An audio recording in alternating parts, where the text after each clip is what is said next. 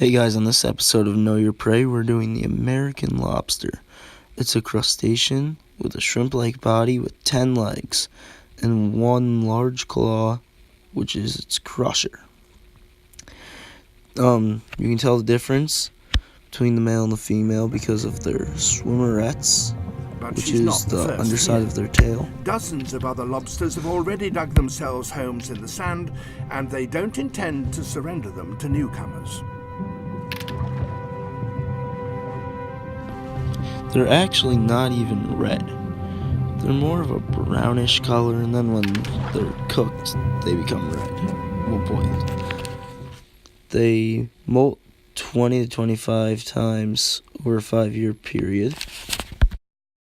It's believed that they can live up to 100 years, as well as some can weigh up to 44 pounds. They are Maine's biggest industry, I believe, for fishing, because there's so many up there, and they taste amazing.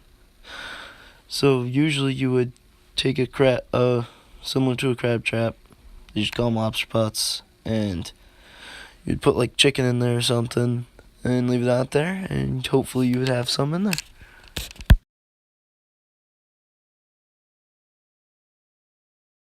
Just like a crab or a crayfish, lobsters do have gills. However, they can be out of water for a significant amount of time. You may be saying, well, Coyote, dip it back in the water. And I will. It's good for it to be dipped in there. But a lobster can stay out of the water for around 2 hours before it ultimately suffocates. So these creatures are extremely durable. Now, on my left over here, you have what's called the crusher claw, and on my right, what's called the pincher or the ripper claw. Now, the way that these lobsters use their claws is they'll take the crusher and find something like a mollusk or a clam and use that claw, which has incredible power, to crush the shell of its prey. Then they use the pincher or the ripper claw to pull out the meat, and they slowly eat it. And you can see, I'm gonna turn this lobster like this. See all these other little pinchers up front here? These front legs are also used to help shovel the food into the mouth, which is right down in there.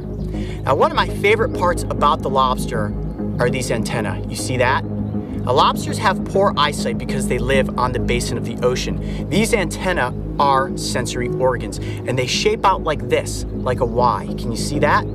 And they use these to detect movement and chemicals in the environment. This helps them find prey, it helps them communicate with other lobsters, and it helps them to navigate beneath the ocean. Ooh, and you know what this lobster is doing right now? It's actually peeing out of its face. What? Yeah, that's probably one thing that most people did not realize about lobsters is that their urinary glands are actually on the side of the face, and they can shoot streams of urine up to 6 feet underwater, and that helps them communicate with other lobsters. I see that. You were just trying to pee on me. I'm peed on and pooped on by almost everything that I work with. Now, you see there are some bubbles coming out of the front of the lobster, right?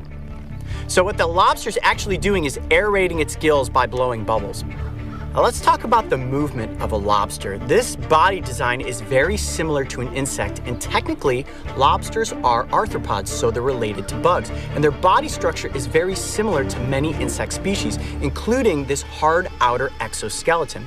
Now, when a lobster is underwater, they move forward slowly, using their pinchers and their legs to propel themselves forward. They look for food, they catch it, they crush it, they tear it apart, and they eat it. But if something comes into the environment that is a potential predator, what they will do is quickly shoot themselves backwards using, see these little flipper things down here?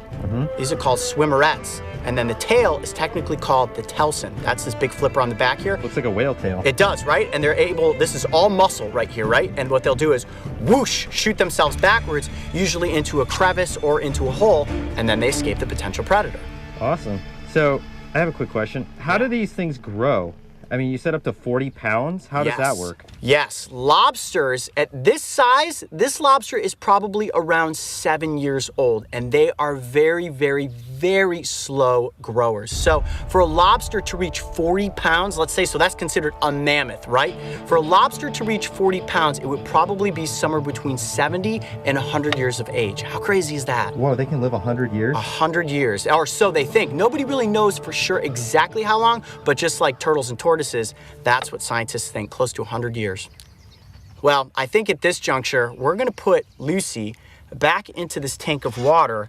And if you guys are ready,